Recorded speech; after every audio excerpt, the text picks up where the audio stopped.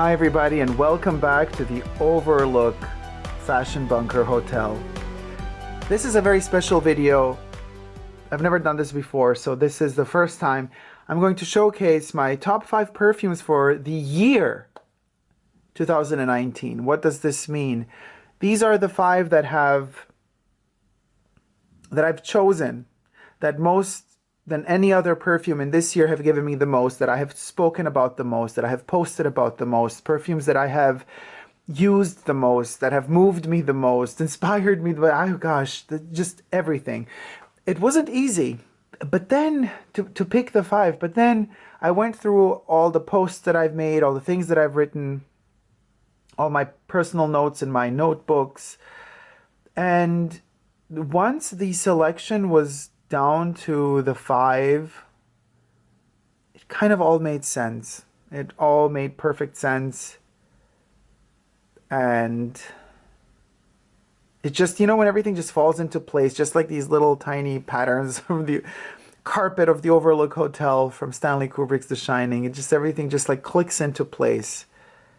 And everything all of a sudden makes sense. The chaos that you thought was chaos was never really chaos. It was always very organized. It just, you were just too close to it to make sense out of it. Once you kind of zoomed out of it, you saw the broader picture.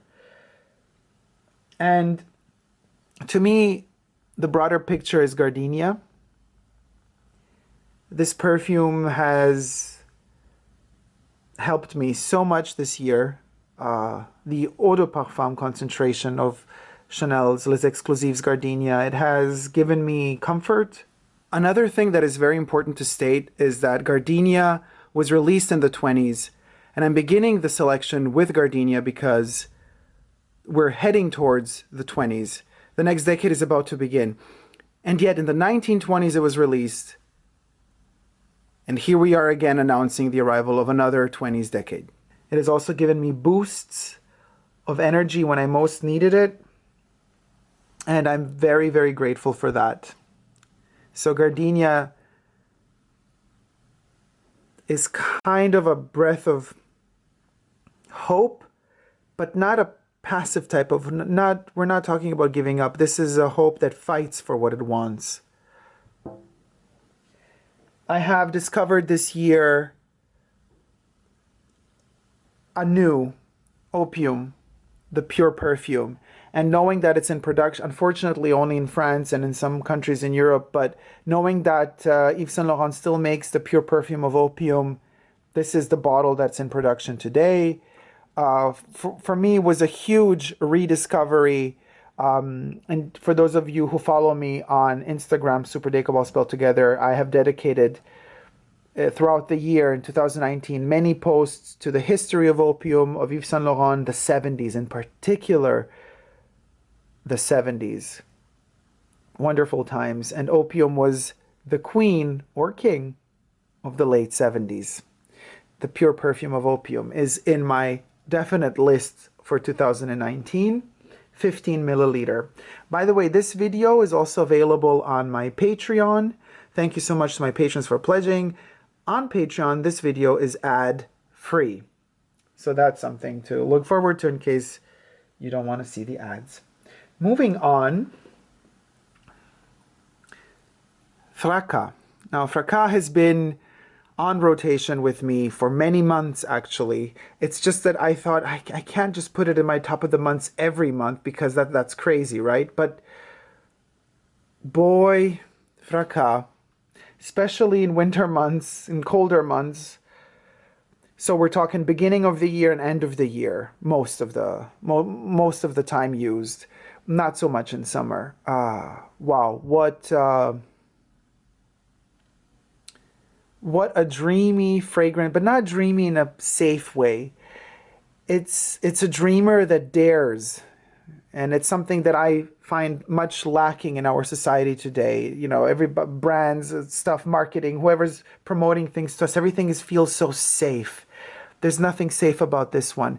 It's comforting in that it tells you, dare, go for it. Definitely something we needed more of in 2019, and that's why I love it so much. The next one because it's so controversial and also because it dared something, and you could also check out the review of it on my channel, Sauvage the Parfum. Now, I know it's a bit crazy because I'm not a big fan of Sauvage, but for what it's worth, you know, it was released in this year. This is the fragrance in this selection that was also released in 2019 because I wanted also a fragrance that represents 2019 above just me. But Sauvage the Parfum does represent 2019 in my humble opinion, and you could also check out the review of this perfume in the cart section up above, or also in the link in the description box underneath this video. As well as, of course, you could check out the review of all of these fragrances. I've reviewed all of them on my channel. Respective links to the fragrances are in the description box down below, but also in the cards. Sauvage has its own special character, and it has given me in this year a lot of food for thought, because of me not being a huge fan of Dior de Toilette and then Dior de Parfum being interesting. I've also reviewed both of those. I've reviewed Dior de Parfum also in this year. So it's been kind of one of those fragrances to which I have made most concentration reviews. The Eau de Toilette has been reviewed in the past years, but Dior de Parfum and the Parfum in this year. And it's controversial in a way that I do have a love-hate relationship to it. It did make me question, okay, so why is this fragrance so popular with the masses? You know, why did it strike a chord? Why are the reasons that this perfume really hit the times in the right way, especially the end of a decade? That's why it's so important to me, and that's why it's on this list. The last one has nothing to do with 2019 per se in terms of it not being released in 2019, but it does have a 19 in its number, and that is Chanel number 19. Chanel number 19 for 2019. You would say, ah, what a gimmicky choice. But it's not just about that. 2019 was also the year that Karl Lagerfeld passed away. Karl Lagerfeld passed away on a 19. So it's the end of an era. It's not just the end of a decade, but for Chanel, it's the end of an era. Number 19 is also the birthday of Coco Chanel, the 19th of August. 19th of August is a powerful day. It was a day that I dedicated also to Chanel. I went to my Chanel boutique on that day, and I brought cakes, and we all celebrated her life and her memory. Henri Robert is the nose and the perfumer behind number 19. Even though the Eau de Parfum has been formulated and tweaked and created by Jacques Polge, but the original formula is still with Henri Robert.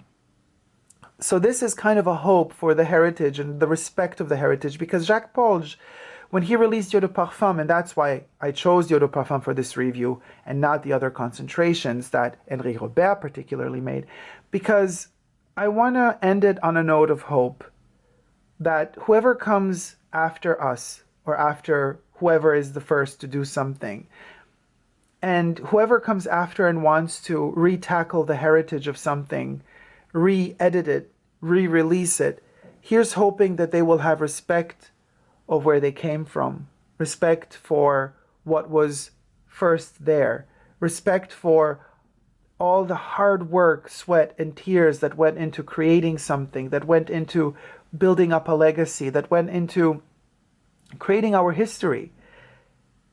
The hope is in this perfume because Jacques Polge was very respectful of Henri Robert's creation of the Parfum and Eau de Toilette of Chanel number 19 when he created the Eau de Parfum. And it's a wonderful addition to the number 19 range.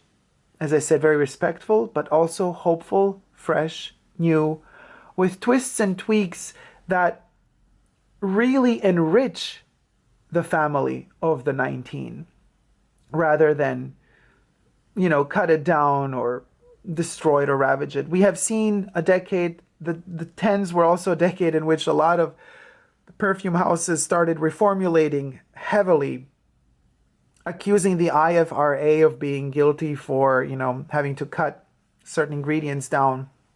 But as we have seen in the past years, it's not really as much the IFRA as are these brands who are just kind of looking for cheaper substitutes for certain ingredients, and then they kind of just don't want to accept the blame, admit that they are the ones who are cheapening their formulas, or that they're selling their perfume houses are sold or sell to one another, and then things change, and then certain formulas are copyright of certain chemical labs that then no more work with certain perfume houses, and then all of a sudden certain ingredients are not allowed to be used anymore in certain fragrances because the right owners do not allow it. A lot of things happen. Very complicated decade. A lot of conspiracy going on. I think conspiracy is also a big word used in the tens. The up and coming of social media, the boom of social media. Who knows what's going to happen in the next decade? But this decade was definitely marked by social media, and I am using social media right now to convey my message to you guys too. So yes, we are ending on that note. Perfumes have been very important in 2019, but also in this entire decade to me. And I think I find it the most proper way to end it also with perfumes, and to give them the right respect, because they have meant so much to me in my life, and they have helped me and surrounded me in a lot of moments of happiness, of joy, but also of pain. In 2015, my father passed away, and kind of perfumes also helped me either remember him because he would use certain perfumes, or because he gifted me certain perfumes that I still have. You know, fragrances just have that power. They are keys, powerful keys. We can unlock so many doors with them. And these 5 were the most powerful keys in 2019. Thank you guys so much for watching. I wish you all a wonderful 2020, a wonderful beginning of a new decade. 2019 is not, the ending of 2019 is not just the end of a year, but it is the end of a decade. And with that, let's hope that we are wiser in the next year and the next decade, that we are more loving towards one another in the next year and the next decade, that we are more accepting of one another in the next year and the next decade.